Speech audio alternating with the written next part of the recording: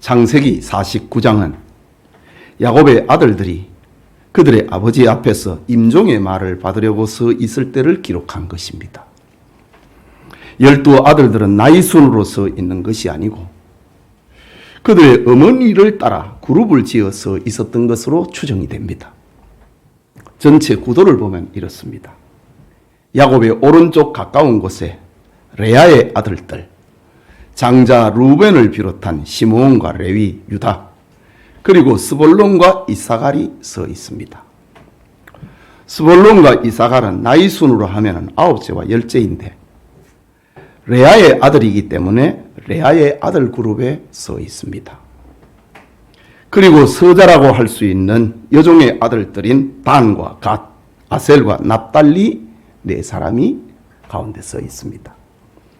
그리고 왼쪽 야곱 가까운 곳에 라헬의 아들 요셉과 비냐민이 서 있으므로 초승달 모형의 구도를 형성하는 것으로 생각해 볼 수 있습니다.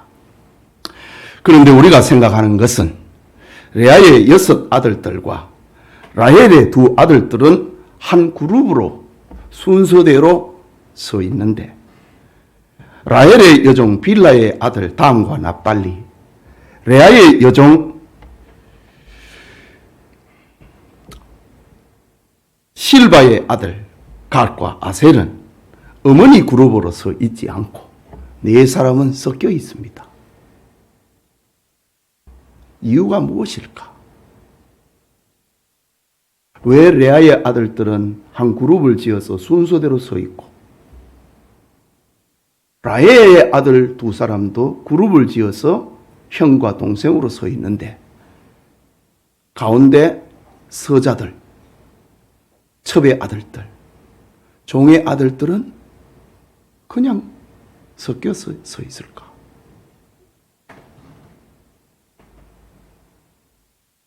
아마도 단과 갓, 아셀과 납달리는 서자이기 때문에 야곱의 축복을 받지 못할 수도 있다고 하는 불안의 공감이 형성이 되었던 것 같습니다. 고대 근동에서 본부인의 뜻을 따라 남편에게 자기 여종을 주어서 얻은 아들을 법적으로 적자와 동등한 지위를 가질 수 있었습니다. 하지만 첩에게서 난 아들들은 본부인에게서 태어난 아들들과 같을 수는 없었습니다. 그 대표적인 사건이 지난날 사라가 자기 여종 하갈을 아브라함에게 주어서 얻은 아들 이스마엘을 집에서 내쫓아버리는 그런 사건으로도 나타납니다.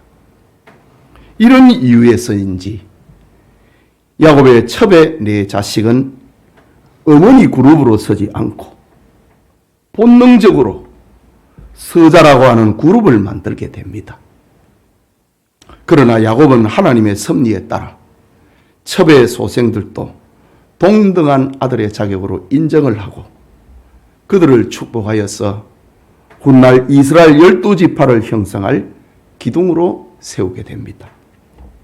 오늘은 야곱의 유언적 예언 6 아들이라는 제목으로 창세기 강해 계속하고자 합니다. 말씀을 듣는 우리 모두에게 하나님의 은혜가 있기를 소원합니다. 먼저 스볼론이 받은 축복입니다. 13절에 스볼론은 해변에 거주하리니 그곳은 뱀에는 뱀에는 해변이라 그의 경계가 시돈까지리로다 라고 합니다. 스볼론은 레아의 아들인데 함께 산다, 함께 거주한다라고 하는 이름의 뜻을 가지고 있습니다. 야곱이 12 아들들을 예언을 하면서 장차 거주하게 될 특정 지역을 말하는 것은 스볼론이 유일합니다. 물론 스볼론은 아버지에게서 받은 축복을 그 내용을 다 알지는 못했을 것입니다. 예수님의 제자들도 그랬잖아요. 예수님이 말씀하실 때 그들이 무슨 뜻인지 모르더라. 그러나 나중에 성령이 오시고 난 다음에 알게 되지요. 아마 야곱의 아들들도 야곱의 축복을 그때에는 다 이해하지 못했을 것입니다. 그러나 세월이 지나서 가나안 땅을 정복한 후에 여호수아의 지도 아래 거주할 땅을 제비를 뽑을 때 스불론 지파는 비로소 야곱의 이 축복을 깨닫게 됩니다. 이것은 사도행전 17장 26절의 말씀처럼 하나님께서 인류의 모든 족속을 한 혈통으로 만드사 온 땅에 살게 하시고 그들의 연배를 정하시며 거주할 경계를 한정하셨느니라 라는 말씀과 연결이 됩니다. 하나님께서는 야곱을 통하여서 예언을 하는데 스불론 지파가 스불론의 후손들이 살게 될 그 땅을 알려줍니다. 해변에서 너희는 산다. 배 매는 곳에서 너희들은 살게 될 것이다 라고 합니다. 당시 야곱의 아들들의 생업은 양을 키우고 소를 치는 목축업과 농사를 지었습니다. 그러나 야곱은 스불론에게 축복하면서 너희는 해변에 거주하게 될 것이다.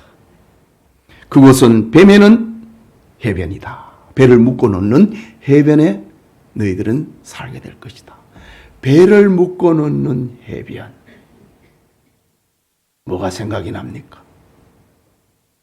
단순한 해변이 아니고 배가 드나드는 그런 해변에 너희들은 정착하게 될 것이다 라고 합니다. 그렇다고 스불론 지파가 선원이 된다는 말은 아니지요. 무역하기에 좋은 위치에 너희들은 살게 될 것이다. 배가 들어와서 정박을 하고 배를 묶어놓고 물건을 싣고 나르는 그곳에 너희들은 정착한다.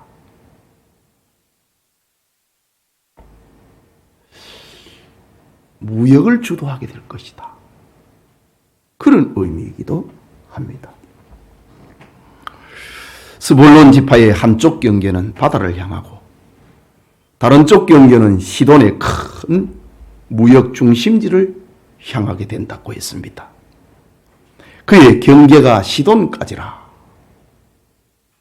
라고 합니다. 그래서 스불론 지파는 목축업과 농업뿐만이 아니라 해상 무역을 하면서 많은 풍요를 누리게 됩니다.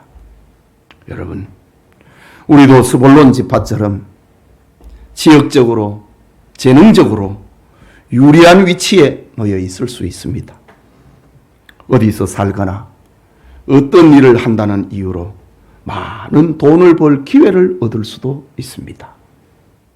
이때 스불론 지파처럼 하나님이 행복의 원천임을 인정을 하고 그것을 이해하고 하나님께 감사할 수 있기를 바랍니다. 하지만 야곱의 예언에는 스불론에 대한 경고도 있습니다. 스불론 지파의 경계가 시돈이라고 했습니다. 알다시피 시돈은 역사상 자주 이스라엘의 가시 역할을 했던 곳입니다. 그 대표적인 것이 아하방의 아내 이세벨이 바로 이 시돈 나라의 공주입니다. 그녀가 이스라엘의 왕으로 시집 올 때에 그냥 시집 온 게 아니라 이스라엘 땅에 우상을 전파하기 위해서 우상 숭배의 나라로 만들기 위해서 이스라엘에 시집 옵니다. 그녀가 이스라엘의 왕으로 시집 올 때에 이렇게 우상을 전파할 목적을 가지고 왔습니다. 그래서 이세벨은 그의 남편 아방과 온 이스라엘을 멸망을 시키는 원인이 됩니다. 여러분, 탁월한 기회와 좋은 위치에 거주한다고 하는 것은 축복의 조건이면 틀림없습니다. 그러나 경건하면서 유명하기는 어렵다는 것을 잊지 말아야 됩니다. 예수님과 세상을 다 가질 수는 없습니다. 성도는 언제나 예수님 곁에 머물러야 됩니다. 특히 높은 지위에 있는 사람들은 더욱 그렇습니다. 세상을 얻는 대가로 자기 영혼을 넘긴다면 그것은 아무 유익이 없기 때문입니다. 깨닫는 은혜가 있기를 소원합니다. 둘째로 이사갈이 받은 복입니다. 14절에 이사갈은 양의 우리 사이에 꿇어 앉은 건장한 나귀로다 라고 합니다. 야곱은 아들들을 축복하면서 잠시 후에 살펴볼 다하는 뱀에다 비유하고 납달리는 암사슴에 비유하고 베냐민은 이리 늑대에다가 비유를 합니다. 그것은 그들의 장점을 묘사하기 위함입니다. 오늘 이사갈에게 야곱은 너는 건장한 낙이다 라고 비유합니다. 건장한 낙이, 이것은 인내와 큰 힘을 상징을 합니다. 고대 사회의 낙이는 상류층 사람들의 이동수단으로 귀한 짐승으로 분류됩니다. 무비보셋의 종 시바가 다윗 왕의 은총을 구하러 올 때에 나귀 2마리를 끌고 왕에게 바쳤다고 합니다. 이것은 왕의 가족들이 타기 위한 것입니다 라면서 다윗 왕에 나귀 2마리를 드립니다. 나귀가 얼마나 귀한 것인가를 보여주는 사건이기도 하지요. 계속해서 15절에 그는 쉴 곳을 보고 좋게 여기며, 이사갈 자손에게 이사라갈에게 들려주는 유언입니다. 쉴 곳을 보고 좋게 여긴다. 이 말은 이사갈 자손들이 안식의 복을 누리게 될 거라는 말입니다. 세상에서 시달린 고달픈 심령들이 쉴 곳을 찾아 모여드는 지상의 안식처가 바로 예수님인데, 이사갈 지파가 이런 쉴 곳을 제공하는 자손들이 될 것이다 예언합니다. 그리고 토지를 보고 아름답게 여길 것이라 땅의 복을 선언합니다. 농부들이 농사를 짓는 땅을 바라볼 때에 왼수 땡어리다 이렇게 말하지 않습니다. 자신의 장래와 부요를 가져다 줄 땅이기 때문에 그들의 노동과 수고를 보상해주는 땅을 볼 때에 그 결실을 생각을 합니다.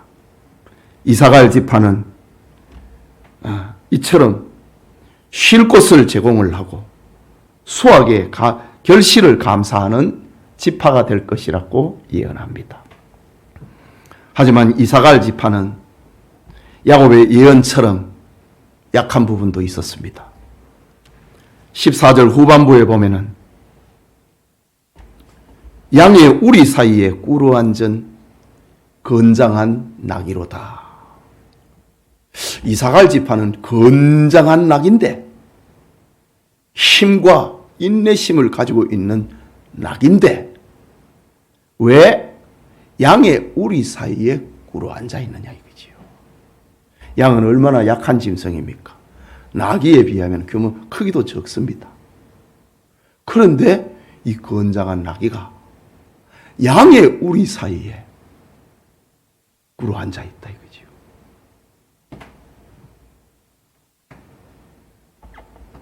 말하자면 건장한 나귀처럼 이사갈 지파는 큰 힘을 가졌음에도 양의 우리 사이에 꿇어 앉아 있습니다. 이것은 축복에 안주하고 야망이 부족함을 상징합니다.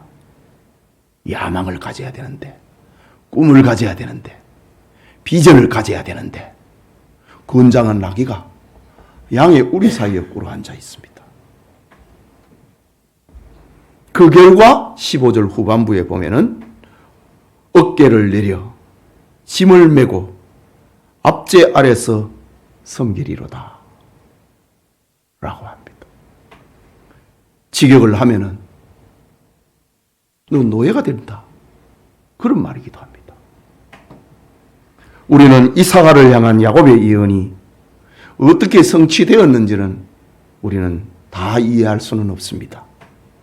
그러나 이사갈 지파가 비옥한 땅에 안주하다가 번번이 적들의 침략을 받았다는 것은 역사적인 사실로 알게 됩니다. 그뿐만 아니라 역사상 이사갈 지파는 상류 지배계층을 형성을 하지 못하고 언제나 육체적인 노동과 납세의 의무에 시달리게 됩니다. 그렇다면 이사갈 지파를 향한 야곱의 예언은 현실에 안주하고 현실에 만족해버린 큰 힘을 가졌음에도 양의 우리 사이에 꿇어 앉아버린 그 결과가 비참하다는 것을 보고 있는 겁니다. 야곱의 이삭갈 지파를 향한 예언은 현실에 만족하지 말고 부지런한 노력과 열정적인 사역을 중단하지 말라는 경고이기도 합니다. 이삭갈처럼 건장한 나귀가 되었으면 양의 우리 사이에 꿇어 앉은 자가 되어서는 안 된다는 거지요. 사도 바울은 빌립보 교회 성도들에게 편지합니다. 빌립보서 3장 12절에서 14절에 내가 이미 얻었다 함도 아니요 온전히 이루었다 함도 아니라 오직 내가 그리스도 예수께 잡힌 바 된 그것을 잡으려고 달려가노라. 형제들아 나는 아직 내가 잡은 줄로 여기지 아니하고 오직 한 일 즉 뒤에 있는 것은 잊어버리고 앞에 있는 것을 잡으려고 표대를 향하여 그리스도 예수 안에서 하나님이 위에서 부르신 부르심의 상을 위하여 달려가노라. 이삭갈 지파처럼 양의 우리 사이에 힘을 가지고 있으면서 꿇어 앉아 있는 게 아니고 나는 뒤에 있는 것은 잊어버리고 앞을 향하여 표대를 향하여 달려간다 라고 말하고 있습니다. 바울은 전도인으로 부름을 받은 후에 그의 전 인생을 전도자로 살았습니다. 그는 복음을 전하다가 박해를 받았고 능력을 받았고 죽음의 위기를 수차례 넘겼습니다. 어쩌면 이제 물러나 쉬고 싶다고 말을 할 수도 있습니다. 만약 바울이 나는 할 만큼 했다, 이제 좀 쉬어야 되겠다 라고 말한다면 세상에서 그를 비난할 사람은 아무도 없을 것입니다. 그러나 바울은 사역을 멈추지 않았습니다. 뒤에 있는 것은 잊어버리고 앞에 있는 것을 잡으려고 달려간다 라고 바울의 삶을 알려주고 있습니다. 바로 이삭갈이 배워야 될 겁니다. 힘을 즐겨버리면 어쩝니까? 바울은 천국에서 쉴 때까지 쉬지 않고 사역했습니다. 이런 은혜가 우리 교회의 제일 선배되는 우리 일남전도의 회원들에게도 있기를 소원합니다. 나 할 만큼 했다. 뭘 할 만큼 했어요?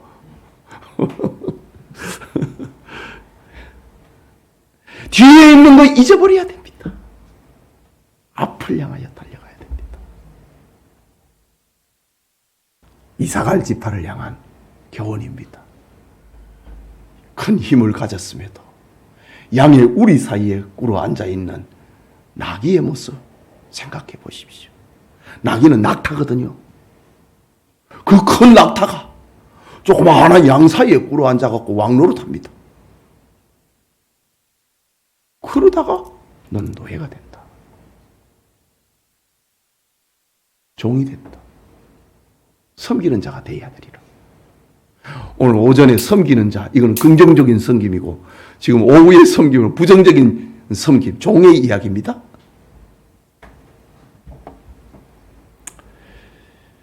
천국에서 쉴 때까지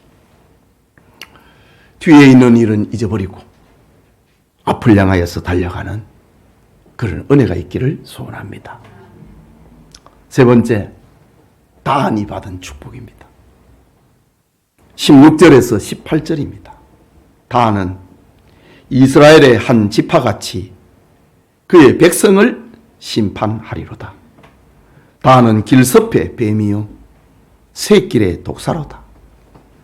말굽을 물어서 그 탄자를 뒤로 떨어지게 하리로다. 야곱은 이런 예언을 하면서 여호와여 나는 주의 구원을 기다리나이다. 다한을 보면서 겁이 났다 이 말입니다. 다한을 축복하면서 두려움을 느꼈다는 말입니다. 여호와여 나는 주의 구원을 기다리나이다 라고 합니다. 의미가 무엇일까요? 다한은 라헬의 몸종 빌하에게서는 아들인데 재판이라고 하는 뜻을 야곱이 아이 출생 때 지어줬습니다. 야곱은 임종을 하면서 다한 지파를 향하여서 그의 이름대로 너는 너 지파를처럼 온 이스라엘을 심판하게 될 것이다. 심판은 재판입니다. 예언합니다. 다한의 투쟁의 방법을 가리켜서 길섭의 뱀이요 새길의 독사로다. 말굽을 물어서 그 탄자를 뒤로 떨어지게 하리로다 라고 합니다. 우리는 앞에서 살펴봤듯이 뱀에 대해서 부정적으로 생각할 필요는 없습니다. 지금 야곱은 다한을 보면서 뱀의 장점을 가지고 그를 축복을 합니다. 민첩하고 효과적인 행동을 하고 다한은 심판하는 것과 뱀이 무는 것은 그의 후손 중에서 삼손에게 구체화됩니다. 다한의 후손인 삼손의 이야기는 사사기 13장에서 16장에 기록이 되어 있는데 그는 20년 동안 이스라엘을 심판한 사사에 있었습니다.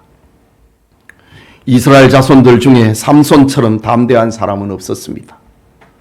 그는 맨손으로 사자를 공격하기도 하고 전장에 돌격하여 1000명의 적을 나귀 텄벌을 가지고 낙타 뼈를 가지고 1000명의 병사들을 죽이기도 했습니다. 그뿐만 아니라 삼손의 죽음은 장엄했는데 삼손의 눈을 뽑은 블레셋 사람들은 삼손과 그가 섬기는 이스라엘의 하나님을 조롱을 하려고 다곤 신전에 불러냈습니다. 이때 삼손은 신전을 버티고 있는 두 개의 중심 기둥을 무너뜨려 이스라엘의 원수 블레셋 사람들을 죽입니다. 마치 뱀이 말에 말굽을 물어가지고 탄자를 넘어뜨려 버리듯이 삼손은 다곤 신전을 바치는 두 기둥을 무너뜨려서 그 안에서 있는 블레셋 사람들을 모조리 죽입니다. 사사기 16장 30절에는 삼손이 죽을 때에 죽인 자가 살아있을 때 죽인 자보다 더욱 많았더라 라고 합니다. 하지만 다한 지파는 우상 숭배에서 가장 앞선 지파였습니다. 사사기 17장과 18장에 보면은 다한 지파의 죄를 기록을 하는데 에브라임 삼지에 미가라 하는 사람이 있습니다. 다한 지파의 자손들이 처음 기업으로 분배받은 것이 적어가지고 땅을 개척하기 위해서 저 북방으로 올라갑니다. 올라가는 중에 에브라임 지파 사람들이 살고 있는 땅을 지나가게 되는데 거기에서 미가라 하는 사람을 만나게 됩니다. 그런데 미가라고 하는 사람이 그 집에서 가정제사장을 하면서 살고 있는 거예요. 다한 지파가 그를 납치를 하듯이 끌고 갑니다. 너가 가정의 제사장이 되는 게 좋으냐? 아니면은 한 지파의 제사장이 되는 게 좋으냐? 우리를 따라가자. 너의 삶을 보장하겠다. 라면서 데려가 버립니다. 끌고 가버립니다. 우상을 섬기는 지파가 되어버립니다.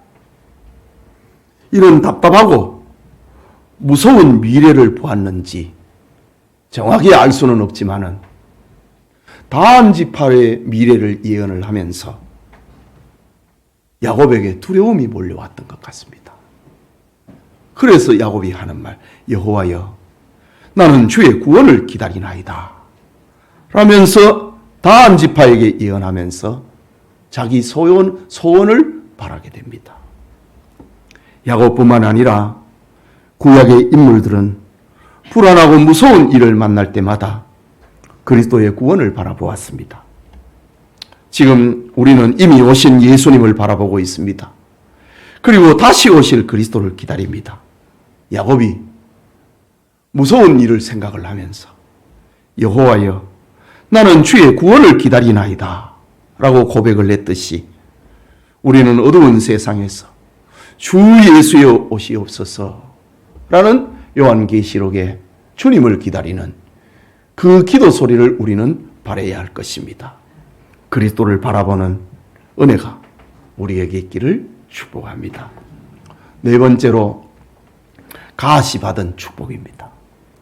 본문 19절에 갓은 군대의 추격을 받으나 도리어 그 뒤를 추격하리로다 라고 합니다. 갓은 레아의 몸종 실바에게서 난 아들인데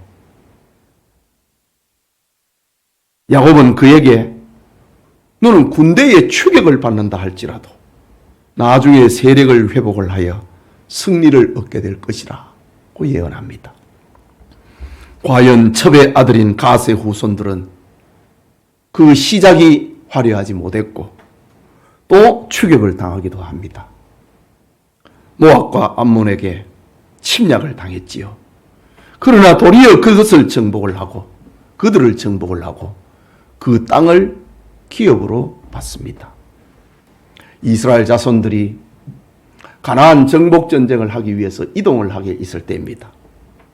요단강 동편에 있었습니다.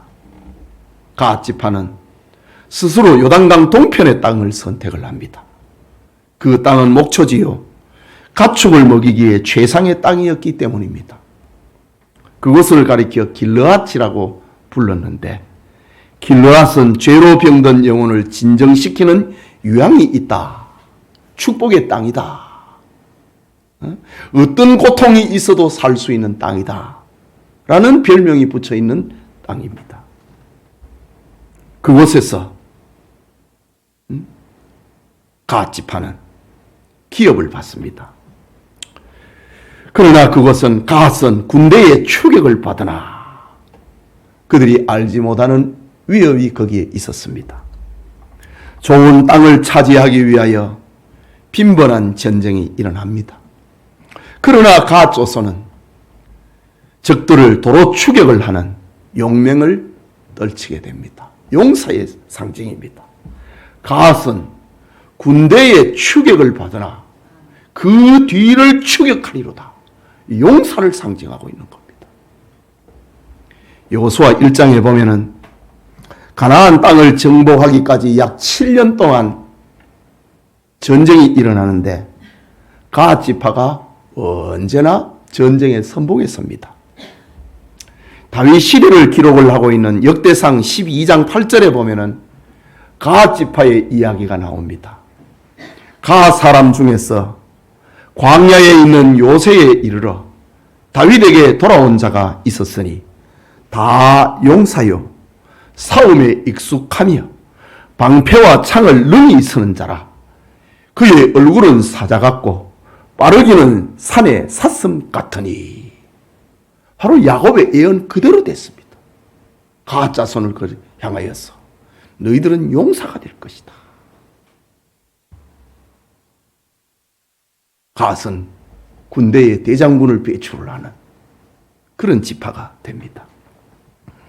갓 자손들이 전쟁에서 승리할 수 있었던 원인은 역대상 5장 20절에 기록이 되어 있는데 그들이 싸울 때에 하나님께 의뢰하고 부르짖음으로 하나님이 그들에게 응답하셨습니다. 라고 합니다. 갓 자손은 첩의 후손이었지만 하나님을 의뢰하고 부르짖었다고 합니다. 하나님이 그들에게 응답하셔서 큰 용사들이 되었다. 용사를 배출하는 지파가 되었다라고 합니다. 이것은 종말 시대를 살아가는 전투교회의 복스러운 그림자이기도 합니다. 그리스도의 용사가 되어 사탄의 추격을 받으나 도리어 그 뒤를 추격을 하는 갓 지파의 은혜가 우리에게도 있기를 소원합니다. 다섯째로 아셀이 받은 복입니다. 20절입니다.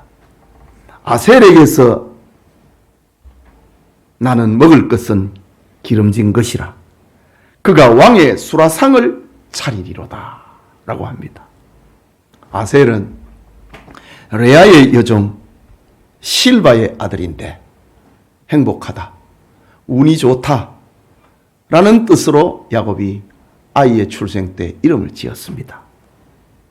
아셀 지파는 실제 먹을 것은 기름진 것이라고 하는 말씀처럼 물질적인 것에서 어떤 지파보다도 더 풍성했습니다. 야곱의 예언대로 그들의 후손이 차지한 땅은 갈멜산과 레바논산 사이에 있는 비옥한 땅이었습니다. 이곳은 유대 전역에서 제일 산물이 좋은 것으로 유명했습니다. 솔로몬 시대의 기록을 보면은 왕궁에서 사용하는 모든 진미는 아셀 지파의 거주지에서 공급되었다고 하는 그런 이야기가 나옵니다. 야곱의 예언 그대로입니다. 아셀에게서 나는 먹을 것은 기름진 것이라 그가 왕의 수라상을 차리리로다. 왕궁에서 먹는 것, 아셀 자손들이 공급하게 될 것이라고 하는 그런 풍요의 복을 누리게 됩니다. 훗날 모세는 아셀 지파에게 축복을 하면서 신명기 33장 24절과 25절에 이 12지파를 향한 축복은 크게 두 개의 흐름이 있는데 하나는 야곱의 축복이고 또 하나는 모세의 축복입니다.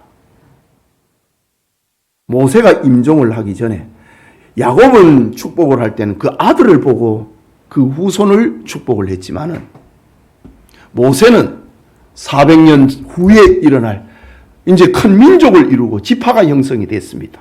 그들을 보면서 모세는 한 사람 한 사람 축복을 하는데, 지파를 향하여 축복을 하는데, 아셀 지파에게 축복을 하면서 그 지난날 야곱이 축복했던 그 내용을 거기에다가 복사를 합니다. 신명기 33장 24절 25절에 아셀은 아들들 중에 더 복을 받으며 그의 형제에게 기쁨이 되며 그의 발이 기름에 잠길지로다.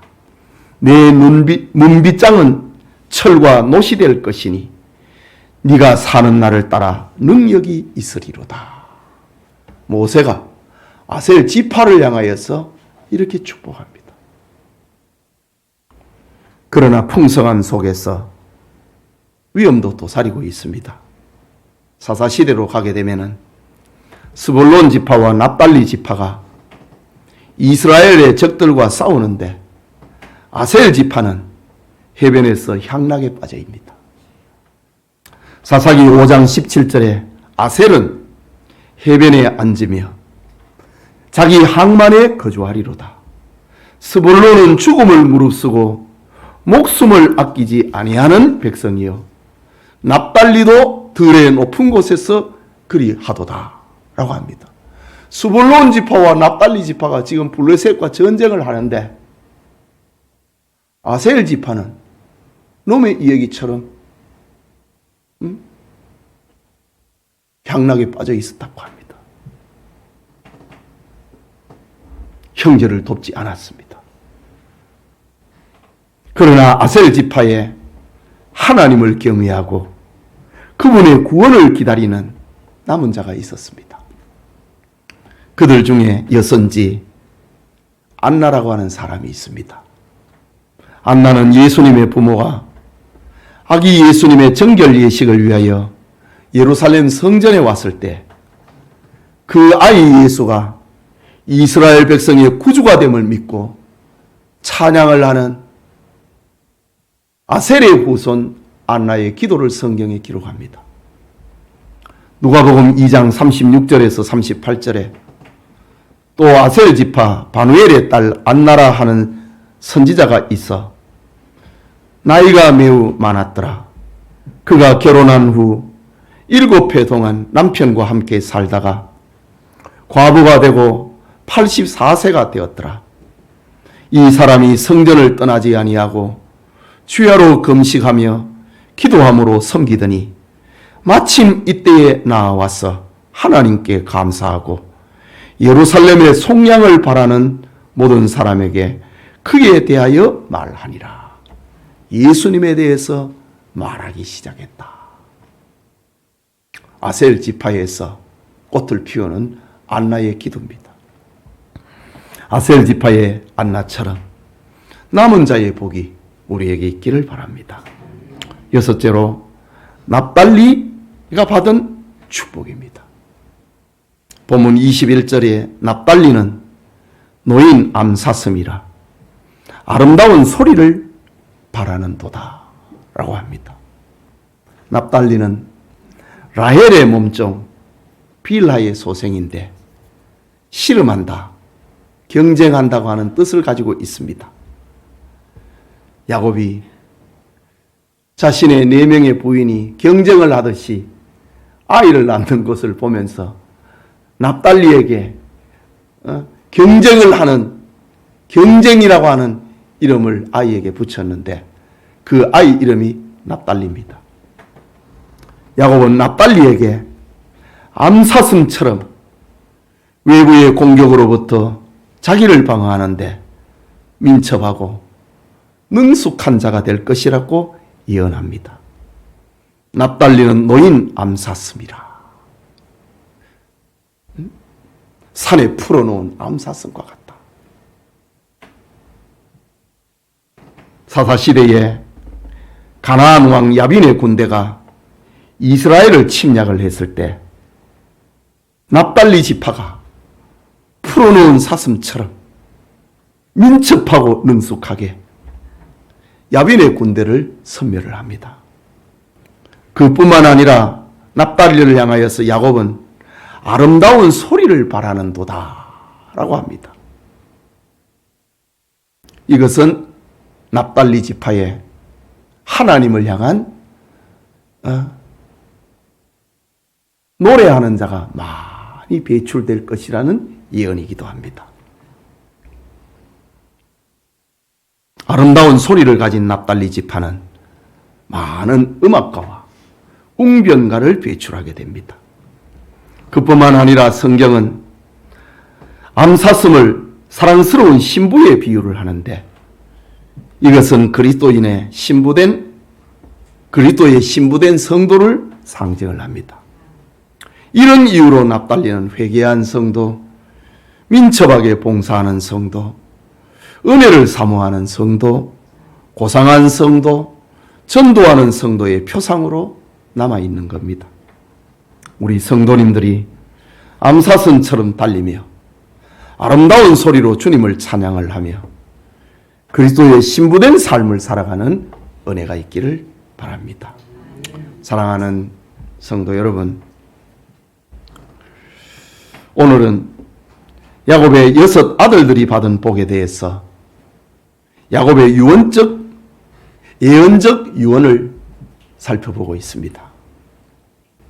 우리는 야곱의 아들들이 장차 어떤 복을 받았느냐, 그것도 중요하지만은 그들이 이미 이스라엘의 12지파의 구성원으로 복을 받은 사람이라는 것을 잊지 말아야 됩니다. 그래서 모세는 임종을 하면서 이 이스라엘 12지파를 쳐다보며 이스라엘이여 너는 행복한 사람이로다. 여호와의 구원을 너같이 얻은 백성이 누구냐? 그는 너를 돕는 방패시요 내 영광의 칼이시로다. 네 대적이 네게 복종하리니 네가 그들의 높은 것을 밟으리로다. 이스라엘 자손을 향하여 그들을 끊을 자, 그들을 막을 자 없을 것이다. 하나님이 너희들과 함께하기 때문이다. 이스라엘이여 너는 행복한 사람이로다. 여호와의 구원을 이같이 얻은 백성이 누구냐? 이스라엘의 12지파는 이렇게 하나님께 복을 받은 사람입니다. 그렇다면 우리는 누가 어떤 복을 받았느냐? 그것보다 누가 어떤 영광을 하나님께 돌렸느냐? 그것을 우리는 생각해야 됩니다. 하나님이 우리에게 주시는 그 어떤 복도 하나님으로부터 오지 않은 것이 없기 때문입니다. 야고보서 1장 17절에는 온갖 좋은 은사와 온전한 선물이 다 위로부터 빛들의 아버지께로부터 내려오나니 라고 말씀하고 있습니다. 그러므로 야곱의 유언적 예언이 각 지파에게 다 이루어졌다는 사실을 명심을 하고 하나님을 신앙하고 하나님의 주권을 찬양해야 하는 겁니다. 그뿐만 아니라 우리는 12지파를 보면서 하나님은 다양한 재능과 역할을 주신다는 것을 알게 됩니다. 하지만 재능과 능력을 신앙으로 잘 감당한 지파가 있는 반면에 불신앙의 길에 빠져 힘을 잃어버린 지파도 있었습니다. 출신이 서자였으나 믿음으로 큰 영광을 돌린 지파가 있는가 하면은 좋은 배경을 가졌지만은 잘못된 길로 빠져서 헤어나오지 못하는 그런 지파도 있었습니다. 그렇다면은 우리는 시작보다 과정이 중요하다는 것을 알아야 되고 과정보다 더 중요한 것은 죽을 때 어떻게 죽어야 되는가? 그것이 중요하다는 것을 잊지 말아야 됩니다. 구원은 예정론입니다. 하나님의 선택입니다. 그러나 축복은 우리의 선택에 따라서 달라지는 겁니다. 구원은 하나님의 선택이고 축복은 우리의 선택입니다. 그래서 창세기의 족장사는 변화의 책이다 라고 부르는 겁니다. 하나님의 자녀된 우리는 변화의 책을 쓰는 사람이 되어야 된다는 말입니다. 우리의 장점은 겸손으로 허리를 동이고 더 큰 장점이 되도록 만들어가고 우리의 약점은 하나님께 구하여서 상처난 부위가 더욱 단단해지듯이 그 약한 곳에 하나님의 은혜가 모이고 하나님께 영광을 돌리는 기회로 만들어야 하는 겁니다. 사도 바울은 고린도후서 12장 9절에 기록하기를 나의 여러 약한 것들에 대하여 자랑하리니 이는 그리스도의 능력이 내게 머물게 하려 함이라 하였습니다. 나의 시작은 약하다. 나의 출생은 화려하지 못하다. 내 배경도 보잘것없다. 그거를 하나님의 은혜를 담는 그릇으로 만들어야 된다는 겁니다. 저는 나무를 참 좋아합니다. 나무에 칼집을 내면요, 한 달이 지나면 두툼하게 쌓입니다. 우리가 여기 칼집이 있으면 살이 차오르고 딱지가 않듯이 건강한 나무는 그래 됩니다. 부풀어 올라요. 더 단단해져요. 건강한 나무는 그렇습니다.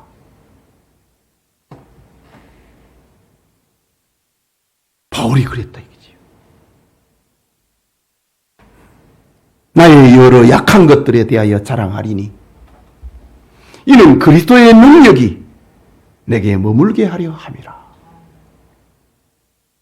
약한 것 때문에 하나님 앞에 기도할 수밖에 없고, 약한 것 때문에 겸손할 수밖에 없고, 약한 것 때문에 고개 들 수 없고,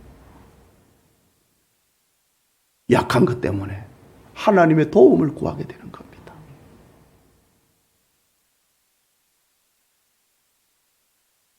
오늘 야곱의 6 아들들에 대해서 생각을 해봅니다. 변화의 책이었다 이거지요.